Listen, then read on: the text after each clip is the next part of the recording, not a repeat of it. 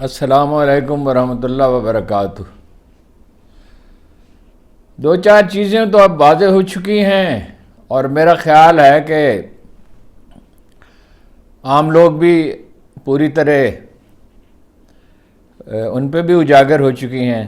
پہلی بات تو یہ ہے کہ مایوسی پھیلانے کی اور ٹرن آؤٹ کم کرنے کی کوشش اس لحاظ سے تو ناکام ہو گئی کہ صبح سویرے سے لوگ پہنچنے لگے اور شام کو جب پولنگ بند ہوئی 5 بجے تو ابھی بہت لوگ باقی تھے، جو اگرچہ کہا الیکشن کمیشن نے کہ جو لوگ موجود ہیں انہیں ووٹ ڈالنے کا موقع دیا جائے گا۔ قوم نے زندگی کا ثبوت دے دیا، اب اسٹیبلشمنٹ کو فیصلہ کرنا ہے اور ظاہر ہے فیصلہ وہ کریں گے، اور نگران حکومتوں کا بھی اس میں کردار ہے اور الیکشن کمیشن کا بھی، اور ظاہر ہے نون لیگ اور پیپلز پارٹی کے اور مولانا فضل الرحمان کے مشورے سے وہ فیصلہ کریں گے، یا ایم کیو ایم سے جو بھی ان کے حلیف ہیں۔ قوم نے اپنا فیصلہ پی ٹی آئی کے حق میں صادر کر دیا۔ لیڈر نہیں تھا، انتخابی مہم چلانے کی اجازت نہیں تھی، انتخابی نشان نہیں تھا، لوگ گرفتار کیے گئے، اور بعض جگہوں پہ جہانگیر ترین کے حلقے میں اور بعض اور حلقوں میں تو تمام وہ پولنگ ایجنٹوں کو بھی نکال دیا گیا اور انتخابی کیمپ لگانے کی اجازت بھی نہیں دی گئی۔ اس کے باوجود شروع میں جو رزلٹ اب تک آئے ہیں اس میں پی ٹی آئی کے سے تعلق رکھنے والے آزاد امیدواروں کو برتری حاصل ہے، اور اگر عمران خان جیل میں نہ ہوتے اور انتخابی مہم چلانے کی اجازت ہوتی اور انتخابی نشان ہوتا تو بالکل یقین سے کہا جا سکتا ہے کہ 2/3 اکثریت وہ حاصل کر لیتے۔ اب وہ یعنی قریب قریب ہے، ویسے نون لیگ جو ہے جو آخری رزلٹ میں نے دیکھے تھے کوئی 15-20% کا فرق تھا ان کا، میں تو ظاہر ہے لاہور کے زیادہ رزلٹ دیکھے اور وہ تھوڑے سے پولنگ اسٹیشنوں کے ہیں، لیکن پیٹرن اس میں آشکار ہے۔ مانسہرہ میں بھی نواز شریف صاحب بہت پیچھے تھے، اور اب جو دھاندلی کا امکان ہے، ایک تو یہ دھاندلی یہ کی گئی کہ بھئی بہت سلو رکھا گیا، بند کر دیا گیا، اپنا انٹرنیٹ موبائل بند کر دیے گئے، پولنگ کے عملے سے کہا گیا کہ سست رکھیں پولنگ کو، حتیٰ کہ ڈیفنس کے ایک پولنگ اسٹیشن میں تو 15 بوتھ تھے اور 1 ووٹر کو اجازت تھی۔ الیکشن کمیشن یہ کہتا ہے کہ اوسطاً 1 منٹ میں 1 ووٹ اگر کاسٹ ہو رہا ہو تو یہ مناسب رفتار ہے، لیکن جو اطلاعات ہیں بعض پولنگ اسٹیشنوں سے جو ہم نے لیں تو 5-7 منٹ میں ایک ووٹ کاسٹ ہو رہا تھا۔ کراچی میں دھاندلی ایسی ہوئی جو ایم کیو ایم کیا کرتی تھی، کبھی بالکل انہیں کھلی اجازت دے دی گئی، منمانی کی نہیں، غنڈہ گردی کی، یعنی وہ بیلٹ باکس اٹھا کر لے گئے، پولنگ بند ہونے کے بعد غنڈوں کے حوالے کر دیے گئے پولنگ اسٹیشن۔ یہی جہانگیر ترین نے کیا۔ جہانگیر ترین نے باقاعدہ غنڈے تو نہیں بھیجے، ان کی مدد کے لیے پولیس موجود تھی۔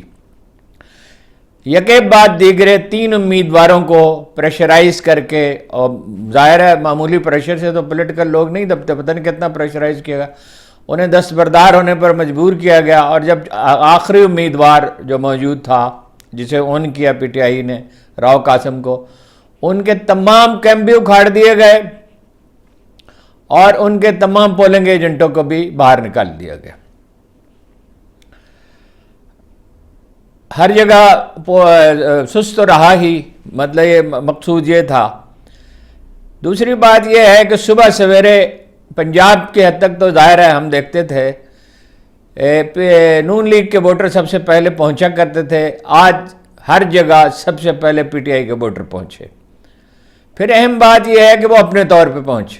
پھر یہ ہے کہ جہاں کہیں رکاوٹیں کھڑی کی گئیں، مثلا خواجہ سعد رفیق کے حلقے میں کنسٹرکشن ہو رہی تھی، یا اس کو جو جان بوجھ کے وہ کیا گیا، راستے بند کیے گئے، لوگ پیدل چل کے پہنچے۔ جہاں کہیں پولنگ اسٹیشن دور تھے، عمران ریاض صاحب نے ایک واقعہ کوٹ کیا ہے کہ محمود بوٹی سے اپنا کاہنہ میں ووٹ ڈالنے کے لیے آیا ایک نوجوان، اور محمود بوٹی جو ہے وہ آخری سرے پر ہے جہاں پہ لاہور کے کا کوڑا کرکٹ جو ہے وہ ڈمپ کیا جاتا ہے، اور یہ آخری سرے پر ہے، آخری سرے سے بھی آگے ہے، احمد شاہ ابدالی کا لشکر 250 سال 350 سال پہلے محمود بوٹی کے سامنے دریا راوی کے مقیم تھا، اور پھر وہ ٹھوکر کے مقام سے داخل ہوا تھا. یہ لاہور کا آخری کنارہ تھا، یعنی لاہور کے نواح کے دیہات تھے. یہاں پہ شہر تو اولڈ سٹی تھا، پھر وہ مال روڈ آباد کی گئی. تو تمام حربے آزما لیے گئے.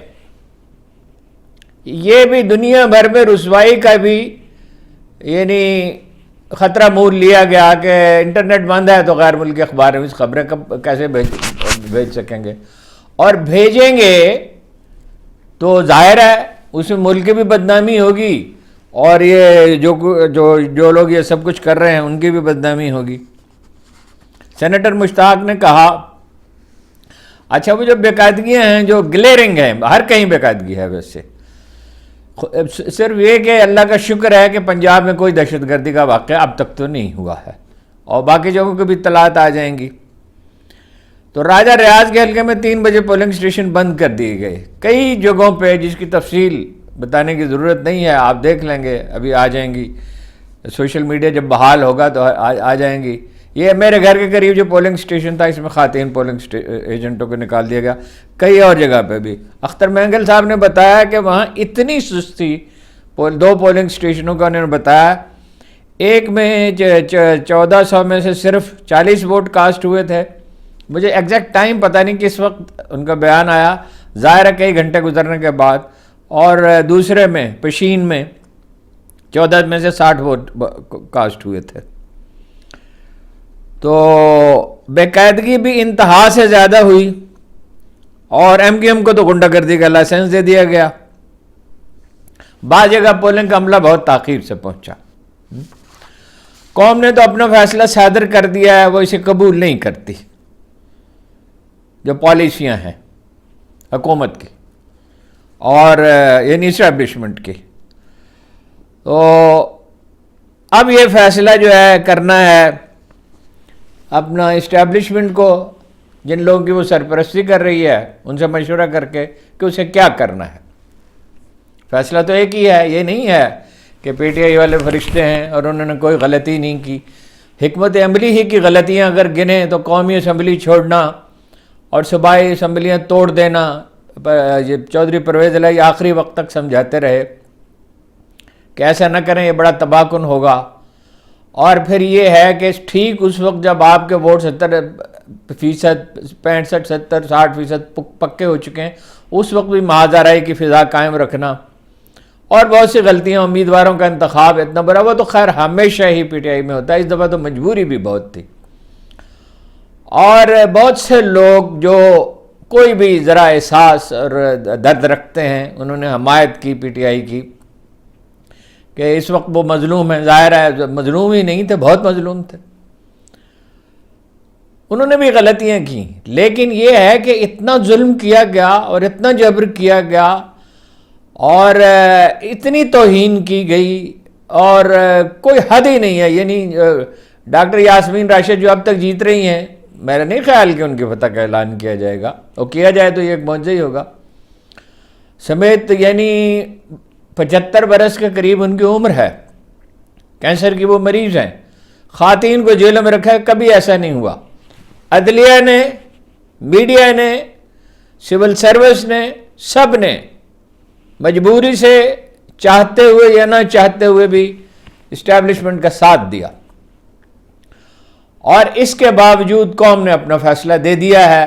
یعنی اتنی مجبوریوں کے ساتھ، ایک جیسے ایک کشتی ہو اور اس میں ایک آدمی کا ایک ہاتھ باندھ دیا جائے پشت پر اور کہا جائے کہ آؤ کشتی لڑو، اور اس کے باوجود اسے شکست نہ دی جا سکے، تو یہ اس کی فتح ہے نا.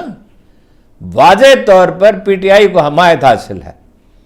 میڈیا نے جھوٹی خبریں چھاپی، حتیٰ کہ آج مجھے بہت صدمے سے کہنا پڑتا، میں نام لے کے کہہ رہا ہوں، میں نے بہت اچھا وقت وہاں گزارا ہے. اگر مجھے وہاں سے جانا پڑا، جس کا الحمدللہ مجھے کوئی قلق نہیں ہے، تو وہ دباؤ کی وجہ سے، جو فیصلہ کرنے والوں کے اور شریف خاندان کے دباؤ کی وجہ سے مجھے وہ ادارہ چھوڑنا پڑا. اس ادارے نے یہ خبر نشر کر دی کہ پی ٹی آئی نے بائیکاٹ کر دیا. بائیکاٹ تو کسی نے پی ٹی آئی کیا، کسی نے بھی بائیکاٹ نہیں کیا. یہ سب کچھ کرنے کے باوجود ظاہر ہے اس کا نقصان تو انہی کو پہنچا. اچھے بھلے سلیقہ مند سلیقہ شعر پڑھے لکھے لوگ ہیں، اور کیا کیا؟ یعنی فعال طبقات میں تو بہت سو نے سرنڈر کر دیا، سول سروس نے، میڈیا نے، وکلاء نے کوئی تحریک نہیں چلائی، وہ چلا سکتے تھے لیکن وہ بٹ گئے، اور کچھ اور پراسرار عوامل بھی نظر آتے ہیں۔ مگر قوم نے فیصلہ دے دیا ہے۔ میرا نہیں خیال کہ اگر ذرا سی بھی ہوش مندی باقی ہے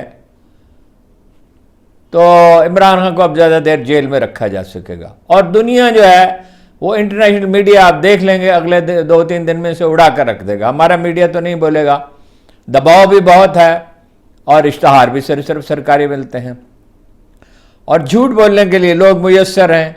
کچھ تو وہ ہیں جو بھاڑے کے ٹٹو ہیں، اور کچھ وہ ہیں جو مخالف ہیں عمران خان کے، ان کی اپنی وجوہات ہو سکتی ہیں۔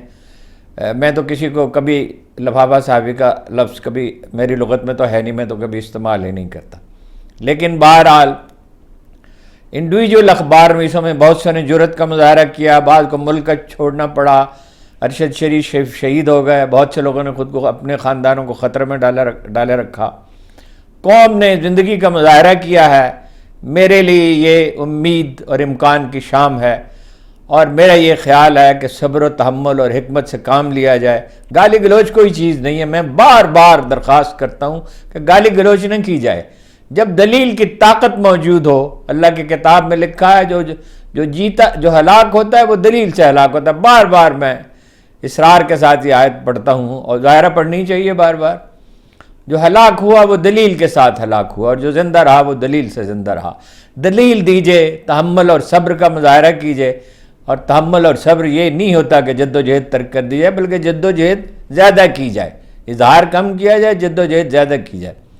قوم مبارکباد کی مستحق ہے، اور جنہوں نے جبر اور ظلم کیا انہیں خود کو امنڈ کرنا چاہیے، اور جب وہ خود کو امنڈ کرنے کی طرف مائل ہوں تو ان سے انتقام لینے کی بجائے اور انہیں برا بھلا کہنے کی بجائے انہیں معاف کر دیا جائے۔ میرا خیال ہے یہی پاکستان کی بقا کا راستہ ہے، اس کے سوا تو کوئی راستہ نہیں ہے۔ بہت بہت شکریہ۔ لیٹ نائٹ انشاءاللہ پھر گفتگو کریں گے آپ سے۔